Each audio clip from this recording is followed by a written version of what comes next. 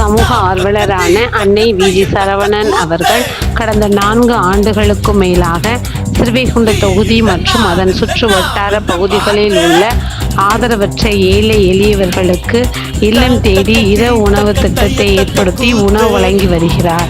இந்நிலையில் தமிழக வெற்றிக் கழகத்தின் ஐம்பெரும் கொள்கை தலைவர்களுள் ஒருவரான சமூக ஆர்வலர் அஞ்சலை அம்மாளை கொள்கை தலைவராக அறிவித்ததன் ஈர்ப்பால் தமிழக வெற்றிக் கழகத்துடன் இணைந்து தமிழக வெற்றிக் கழக தலைவர் தளபதி திரு விஜய் அவர்களின் ஆசையுடன் கழக பொதுச் செயலாளர் அண்ணன் குசியன் ஆனந்த் அவர்களின் வழிகாட்டுதலின்படியும் மதிய உணவு மற்றும் இரவு உணவு திட்டத்தை ஏற்படுத்தி உணவு வழங்கி வருகிறார்.